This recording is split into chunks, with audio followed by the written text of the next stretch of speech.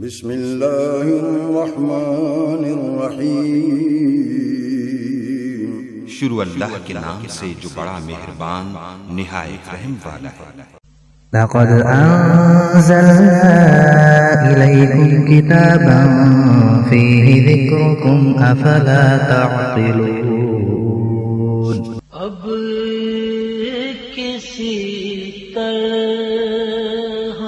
مدینے میں بلا لو ہم کو،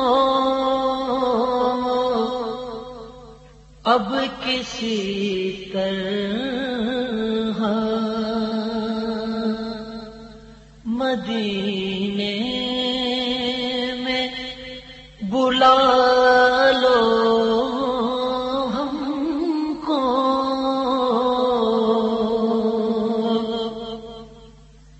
اب کسی طرح مدینے میں بلا لو ہم کو،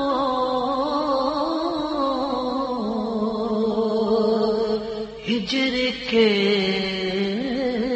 گھور اندھیروں سے بچا لو ہم کو،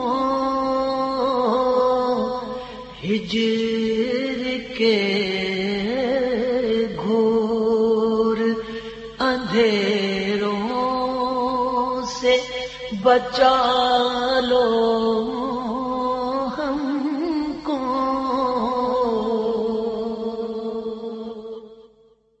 السلام علیکم میرے محترم دوستو، الحمدللہ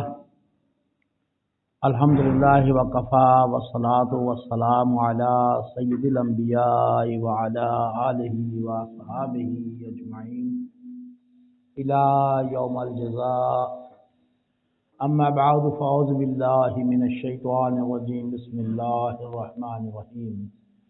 الا ان اولیاء اللہ لا خوف علیہم ولا هم يحزنون الذین آمنوا وكانوا يتقون كل نفس ذائقۃ الموت ونبلوکم بالشر والخیر فتنۃ والینا ترجعون۔ دوستان محترم، ہم پچھلے جمعے سے پہلے اس بیان کو ہم نے شروع کیا۔ پارہ نمبر 17 سے میں نے 35 نمبر آیت جو ہے تلاوت کی۔ اس کا ترجمہ ہے کہ ہر جان کو موت کا مزہ چکھنا ہے، اور ہم تمہیں برائی اور بھلائی میں آزمائش کے لیے مبتلا کرتے ہیں، تم ہماری طرف پلٹائے جاؤ گے۔ دوستان محترم، ہمارا جو یہ بیان ہے یہاں تک پہنچا تھا کہ اللہ پاک کہتے ہیں کہ ہم تمہیں ضرور آزمائیں گے، کچھ بھوک اور خوف سے، اور کچھ مال سے، جانوں سے، پھلوں کے نقصانات سے۔ اور اے حبیب صلی اللہ علیہ وآلہ وسلم، آپ ان صبر کرنے والوں کو خوشخبری سنا دیں کہ باری تعالیٰ نے اس آیت پاک میں صاف صاف فرما دیا کہ ہم تمہیں کس طرح آزمائیں گے۔ وَلَنَبْلُوَنَّكُمْ بِشَيْءٍ مِّنَ الْخَوْفِ وَالْجُوعِ وَنَقْصٍ مِّنَ الْأَمْوَالِ وَالْأَنفُسِ وَالثَّمَرَاتِ وَبَشِّرِ الصَّابِرِينَ۔ دوستان محترم، اس زندگی کے بارے میں اللہ تعالیٰ نے کبھی فرمایا کہ یہ ابتلا ہے، کبھی فرمایا کہ یہ فتنہ ہے۔ زندگی فقط آزمانا ہے۔ آزمایا کس لیے جاتا ہے؟ آزمایا اس لیے جاتا ہے تاکہ اس کے مستقبل کا فیصلہ ہو سکے۔ نیز آزمائش تھوڑی دیر کے لیے ہوتی ہے، آزمائش تھوڑی دیر کے لیے ہوتی ہے، کیونکہ تمام زندگی آزمائش ہے، اس لیے تھوڑی ہے۔ آزماتے اس لیے ہیں تاکہ یہ فیصلہ کریں کہ اب آپ اصل زندگی جس میں موت کے بعد ہم نے جانا ہے اس میں آپ کس منصب کے حقدار ہیں۔ مرنے کے بعد قبر میں انسان کو صلہ مل جائے گا۔ دوبارہ بھی سمجھا دیتا ہوں کہ یہ جو زندگی ہے اللہ تبارک و تعالیٰ نے اس میں ہمیں آزمائش کے لیے بھیجا ہے۔ اگر بندگی ہی کرانی ہوتی، عاجزی ہی کرانی ہوتی تو اللہ تعالیٰ کے پاس ملائکہ بہت ہیں۔ انسان کو جو اللہ نے یہاں بھیجا، اس نے اس لیے بھیجا کہ میں اس انسان کو، اپنے اس بندے کو آزمائش میں مبتلا کروں گا، پھر میں دیکھوں گا کہ یہ کیا کہتا ہے۔ کیونکہ ہم ناقص لوگ ہیں، تھوڑی سی تکلیف ہوتی ہے تو ہم کہتے ہیں یار یہ ہمارے ساتھ بہت برا ہو۔ ہم یہ نہیں کہتے کہ اللہ تعالیٰ کی جو رضا ہے وہ ہماری رضا ہے۔ کہنا تو یہی چاہیے نا کہ یا اللہ جو تجھے منظور ہے وہ مجھے بھی منظور ہے، لیکن میں تیرے سے رحمت کا طلبگار ہوں، مجھے تمہاری رحمت چاہیے۔ اللہ تبارک و تعالیٰ نے یہاں ہمیں آزمائش کے لیے بھیجا، اور چونکہ یہ زندگی ہماری تھوڑی سی ہے، جو پہلی اقوام اللہ تعالیٰ نے پیدا کی ان میں زندگی بہت لمبی لمبی تھی، ہزار ہزار سال، دو دو ہزار سال۔ اس کے مقابلے میں یہ بالکل چھوٹی سی زندگی ہے، تو آزمائش بھی چھوٹی ہے۔ تو اس لیے اللہ تعالیٰ کہتے ہیں کہ میں نے آپ کو اس لیے بھیجا کہ فیصلہ ہو سکے آپ کے عمل سے کہ آپ کس منصب کے حقدار ہیں، کس عہدے کے حقدار ہیں، کس جنت کے حقدار ہیں۔ جنت ایک جیسی نہیں ہے، جنت میں مختلف اللہ تعالیٰ نے اس کے درجات بنائے ہیں، اسی طرح جہنم کے بھی درجات بنائے ہیں۔ اللہ ہمیں جہنم سے سب کو بچائے۔ مرنے کے بعد قبر میں انسان کو صلہ مل جائے گا، جو یہاں ہم امتحان دیں گے، اور یہ صلہ بھی ایک زمانے تک ہے، پھر وہ صلہ ختم ہو جائے گا۔ پھر آپ کہیں گے کہ یار یہ بڑی عجیب بات کہہ دی ہے کہ وہ صلہ ختم ہو جائے گا۔ قبر کی زندگی بھی ایک عارضی زندگی ہے، وہ مستقل نہیں ہے۔ سمجھ آ رہی بھائی؟ قبر کی زندگی عارضی زندگی ہے، کیونکہ وہاں بھی ہم نے وہاں سے چلے جانا ہے۔ قیامت کے دن اللہ تبارک و تعالیٰ ہمیں اٹھائے گا، اس لیے وہ بھی عارضی ہے، مستقل ٹھکانہ نہیں ہے۔ مستقل ٹھکانہ بعد میں ملے گا جو اس کا فیصلہ ہو جائے گا۔ تو اللہ تبارک و تعالیٰ فرماتے ہیں کہ آپ کو وہاں سے بھی جانا پڑے گا،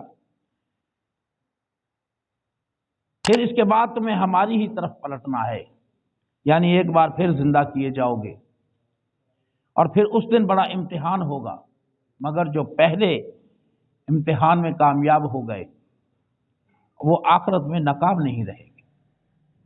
جو قبر والے امتحان میں کامیاب ہو گئے وہ آخری امتحان میں ناکام نہیں ہوں گے، اور جو قبر کے امتحان میں ناکام ہو گئے اس کی آخرت میں کامیابی کی کوئی سبیل نہیں ہے۔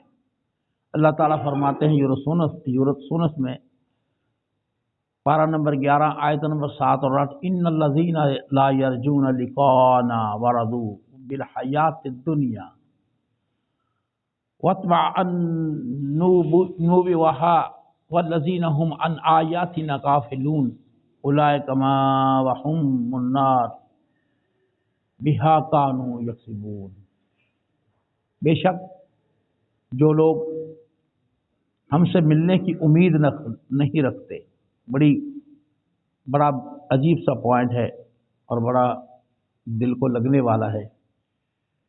بے شک جو لوگ ہم سے ملنے کی امید نہیں رکھتے، یہ رب فرما رہا ہے، اور وہ دنیوی زندگی سے خوش ہیں اور اسی سے مطمئن ہو گئے ہیں، دنیا والی کی زندگی سے، اور ہماری جو نشانیوں سے غافل ہیں،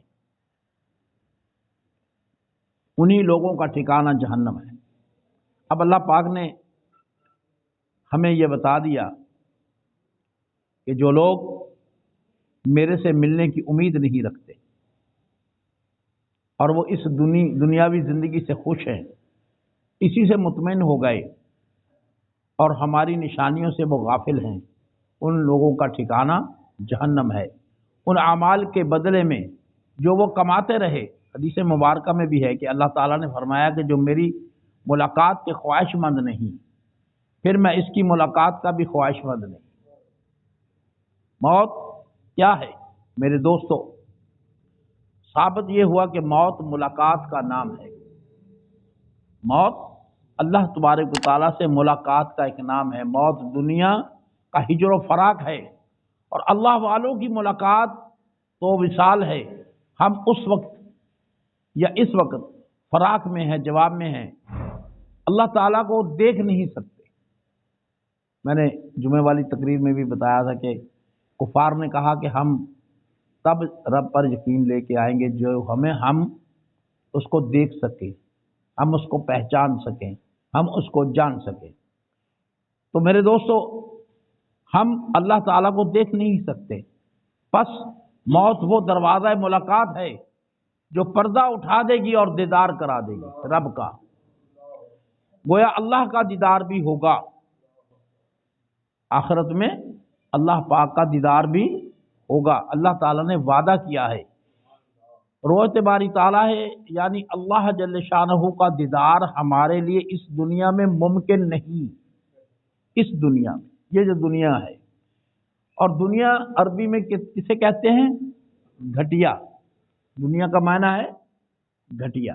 ہم اس گھٹیا دنیا کے لیے پتہ نہیں کیا کچھ کرتے ہیں، کیا کیا برے اعمال کرتے ہیں، کیا کیا بری سوچ رکھتے ہیں، اور وما علینا الا البلاغ المبین۔